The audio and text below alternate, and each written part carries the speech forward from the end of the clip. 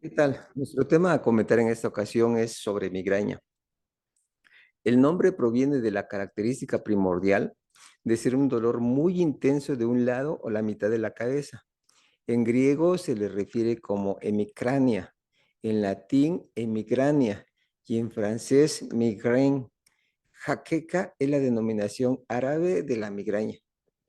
Es un dolor de cabeza muy intenso que afecta en especial un lado específico, precedido o no por alguna modificación particular, con duración y recurrencias variables, asociando durante su manifestación alteraciones del equilibrio, cambios en la presión arterial y molestias digestivas. Se incrementa con la estimulación sensitiva, causando suspensión de las actividades habituales que posterior al sueño remite sin tener alguna normalidad corporal entre cada uno de los periodos del dolor. Constituye la principal causa del dolor de cabeza entre los niños y adolescentes, que motiva la inquietud de los padres y su asistencia secundaria a una valoración médica para su identificación y su tratamiento. A nivel estadístico mundial, por estudios muy amplios, se llega a considerar que la edad media de inicio detectado en los hombres es a partir de los 7 años, mientras que en las niñas es a partir de los 10 años. Cerca del 20% de los casos totales llegan a tener su primer cuadro a la edad de 5 años, con registros que son dudosos por dificultades clínicas para poderse reconocer, obviamente, antes de esta edad.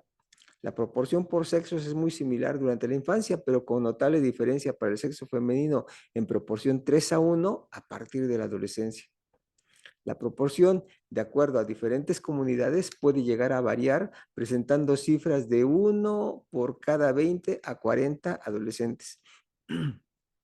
Esta enfermedad es debida a cambios en la circulación sanguínea de alguna zona craneal.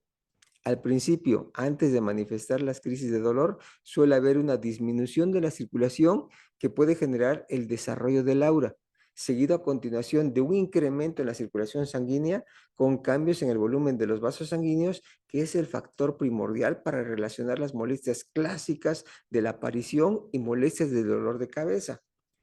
Luego de algunas horas de evolución, la circulación y los vasos sanguíneos retornan a la normalidad, desapareciendo así las alteraciones previas. Existen algunos factores de riesgo que pueden llegar a influir a la presencia, recurrencia e intensidad de este malestar. Se destaca el antecedente de tipo familiar, ya que la migraña es más frecuente en familiares de pacientes con migraña hasta en un 50% de los casos. Ya entre los alimentos se relaciona con el consumo de chocolate y quesos, situaciones de alteración emocional por relaciones escolares y personales, con cambios hormonales relacionados con la fecha de menstruación o bien con la toma de algunos de los anticonceptivos orales. También existen otras alteraciones que con mejor frecuencia se asocian con los cuadros de migraña: consumo de alcohol, cafeína, deshidratación por exposición ambiental, abuso de analgésicos, alteraciones del sueño y disminución de horas de sueño, luces brillantes y parpadeantes, consolas de videojuegos. Por la condición especial de existir otras causas que puedan generar el dolor de cabeza y ser confundidas con esta alteración, se han establecido en años previos algunos criterios específicos que al paso del tiempo se han revisado y se han corregido para evitar más confusiones. En primer término, se deberá establecer si el dolor de cabeza tiene una causa que le explique para ser considerada entonces como de origen secundario a una alteración específica. Como ejemplo, golpes, alguna infección, un tumor o alguna otra cosa. Cuando no hay una causa determinada, se les considera entonces como primarias, que además deben cumplir como condiciones que el enfermo, cuando acuda con dolor de cabeza, no tenga alteraciones de otra enfermedad, que mantienen en su recurrencia condiciones uniformes de desarrollo y, por último, que los estudios clínicos o de gabinete no muestren alguna anormalidad evidente. Entre las alteraciones primarias se presenta la migraña junto con otras 3 anomalías a descartarse: el dolor de cabeza por situaciones tensionales, los dolores de cabeza por alteración del sistema autónomo nervioso y otras no atribuibles a un daño estructural. Entre el grupo de las migrañas existen hasta 6 variantes de estas que en la infancia y en la adolescencia pueden incluir de formas más frecuentes a las primeras 3, ya que las últimas son formas especiales, complicaciones y la posibilidad incluso de duda. Las 2 primeras tienen por diferencia la existencia o ausencia de algún dato particular que se conoce como aura, que es la que puede preceder siempre al inicio del dolor de cabeza. Esta aura funciona como un aviso inminente de dar inicio al dolor de cabeza en el tiempo siguiente. Puede ser la sensación de percibir algún olor en particular, luces o manchas visuales, zumbidos o algún otro tipo de estímulo en particular. Ya la tercera forma de migraña incluye la asociación de síntomas y signos específicos recurrentes, periódicos durante la infancia, como precursores de la migraña en un tiempo futuro. Para llegar a considerar si alguno de sus hijos llega a padecer migraña, deberá contar primero con los requisitos referidos de una condición primaria y además la existencia de dolor de cabeza con una duración de 4 a 72 horas sin tratamiento o sin respuesta al mismo que se haya llegado a ofrecer. El dolor de cabeza tiene localización unilateral en forma de punzadas con pulso de una intensidad de moderada a grave que va a empeorar o va a iniciar con las actividades físicas habituales. Puede presentar durante las crisis náuseas o vómitos, molestia a los sonidos o luces en su visión. Como dato adicional, el aura puede ser registrada o puede estar también ausente.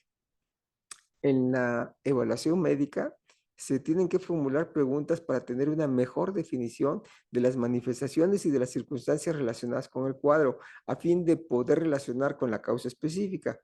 Si existen dudas en su definición, el médico entonces justificará la realización de algunos estudios a fin de descartar otras alteraciones que puedan tener sus manifestaciones parecidas o similares, o bien canalizarlo con el especialista en neurología pediátrica para una valoración con mayores detalles y obviamente con un mejor tratamiento. Algunos niños que posteriormente en la adolescencia o en la edad adulta sufrirán crisis de migraña pueden presentar precozmente síntomas episódicos recurrentes y especiales para cada paciente. Constituyen el tercer tipo de migraña a considerar en su evolución. De estas formas se reconocen 3 variantes: vómitos cíclicos, dolor abdominal recurrente y el vértigo súbito benigno, que es el mareo súbito benigno también. En estas 3 variantes, de igual forma, sus molestias no tienen que ser atribuidas a alguna enfermedad previa, y entre los periodos de la crisis los niños tienen que lucir con apariencias totalmente normales. Los vómitos cíclicos se presentan de forma recurrente, asociados a náuseas intensas y palidez. Se consideran significativos cuando reportan 5 o más episodios, en donde cada episodio incluye varios vómitos a lo largo de 1 hora o hasta días, notando al niño normal entre cada uno de esos episodios. Ya en la migraña abdominal, el niño presenta al menos 5 episodios de dolor abdominal intenso alrededor del ombligo, asociado con vómitos con duración hasta por 72 horas. Estos 2 cuadros deberán descartar la existencia de alguna infección o inflamación digestiva que se tiene que descartar antes de catalogar este tipo de enfermedad. Finalmente, en el vértigo súbito, el niño tiene problemas de equilibrio o de mareo, con datos de exploración neurológica y pruebas vestibulares totalmente normales entre los periodos de crisis. Desafortunadamente, no obstante la gran cantidad de estudios realizados, no existe en la actualidad un tratamiento curativo alguno para poderla eliminar. Ante esto, la participación médica, sin ser la ideal, es muy importante para mejorar la calidad de vida de los pacientes afectados de migraña, para proporcionar tratamientos que disminuyan o supriman el dolor, que se llaman tratamientos abortivos, como también mediante recomendaciones sobre factores asociados a fin de evitar la aparición de nuevos episodios o cuando menos disminuir su excesiva frecuencia de repetición, que se llama entonces estrategia preventiva. Esperamos que el tema haya sido útil para su información y de otra manera que cubra sus expectativas. Si considera usted conveniente de compartir esta información con alguna otra persona, puede hacer mandándole el enlace a través de sus redes sociales, invitándolos a que se suscriban también a nuestro canal y que recuerden de activar el botón de recordatorio para que nuevamente se active nuevamente cuando se publique un nuevo video. Por lo demás, también les hacemos referencia que existen en el canal de video enlaces para que tengan acceso al blog y también para que puedan adquirir los libros en forma física o bien en su versión electrónica. Agradecemos la atención que han mostrado a este video y agradecemos su interés a los próximos videos que tengamos por exhibir. Hasta luego y gracias.